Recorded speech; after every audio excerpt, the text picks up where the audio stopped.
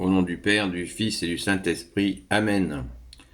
La paix de Jésus soit dans votre maison. J'espère que vous allez bien, que vous êtes dans la paix et la joie de Jésus. Alléluia. De retour de la Sainte Baume, je vous invite à prier pour toutes celles et ceux que j'y ai rencontrés. Moi, j'ai prié pour vous et les amis de Marie-Madeleine prient pour vous, vous qui regardez ces vidéos. Alléluia. Merci à eux. N'hésitez pas à en faire autant. C'est très important d'avoir des gens qui prient pour nous. Évangile du jour, selon saint Luc, chapitre 6, versets 1 à 11. On continue sur la question du jour du sabbat. Enfin, on continue. C'est toi, bien-aimé Jésus, notre seul enseignant, qui continue. Alléluia!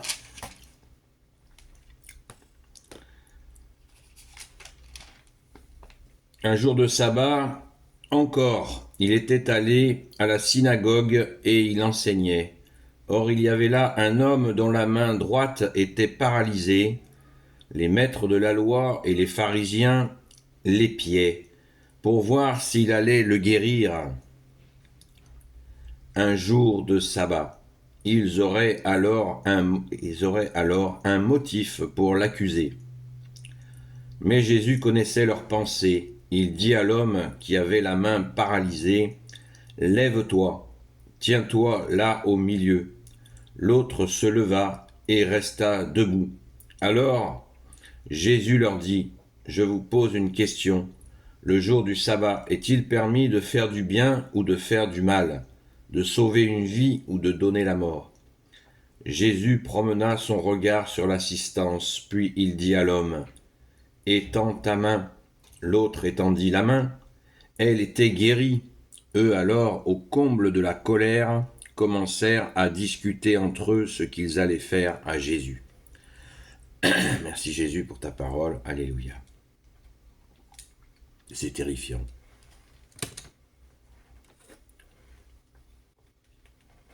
Un niveau d'obscurcissement du cœur et de l'esprit, c'est délirant. Pardon Jésus, c'est délirant. On a peine à imaginer ça. Eh bien, l'esprit de religiosité peut aller jusqu'à tuer. On en a la preuve encore là. C'est terrible. C'est absolument effroyable. Au secours, Jésus.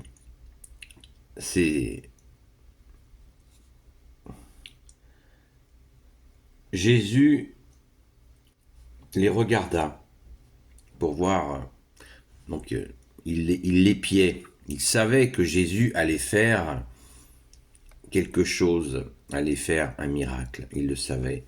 Et arc-boutés sur cette question du sabbat, ils étaient dans cette observance, à savoir s'il allait oser, avec la pression qu'il mettait à Jésus, s'il allait céder ou pas.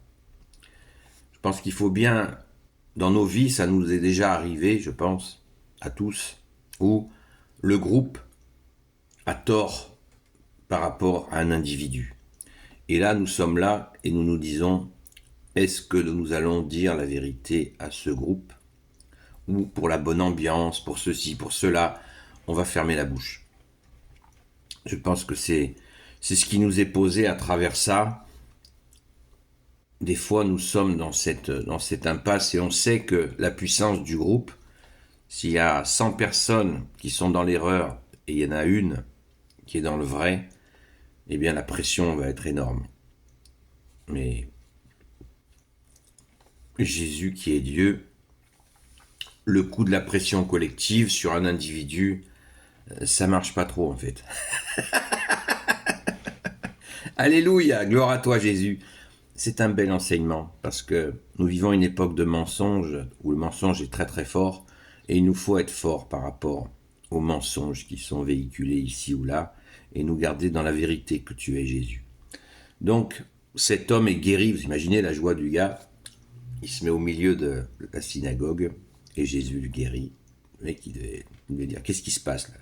Il y a de la tension dans l'air et pourtant voilà, Jésus cède pas. Blang, le mec est guéri, sa main est guérie. Vous imaginez, le mec il pouvait pas se servir de sa main. Alors qu'est-ce qu'il en avait à foutre, le type, que la bande, ils étaient en colère. Le mec, ça vache, il récupère sa main. Waouh! C'est beau, c'est beau, c'est une de mes paraboles, une de mes... c'est un morceau de l'évangile, de mes préférés. C'est tout préféré, mais celui-là, il est trop fort. Il est trop fort parce que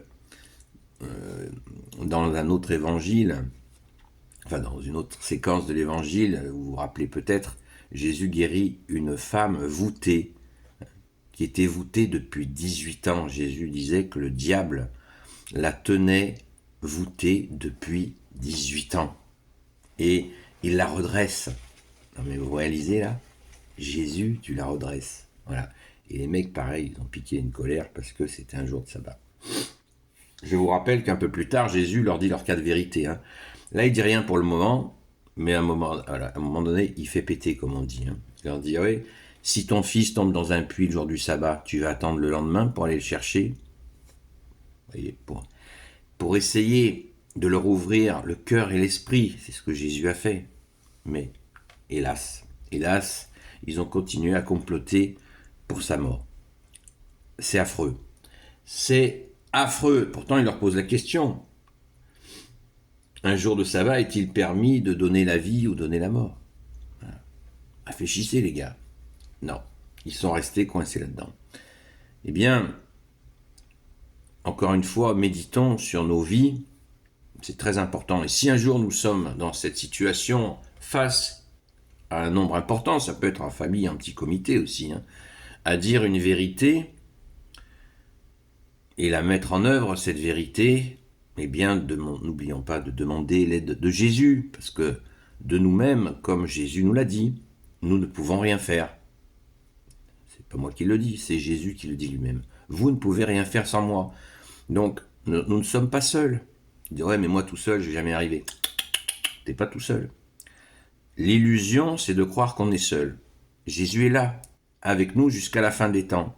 Il a payé le prix fort, merci Jésus d'être offert pour nous. Il est ressuscité, il ne nous quitte pas. Il ne nous quitte pas, c'est la foi. En latin, foi et confiance, ça veut dire la même chose. Voilà. Donc, confiance en Jésus, si nous sommes dans une situation, des histoires de harcèlement, des histoires de ceci, des histoires de cela, il faut dire,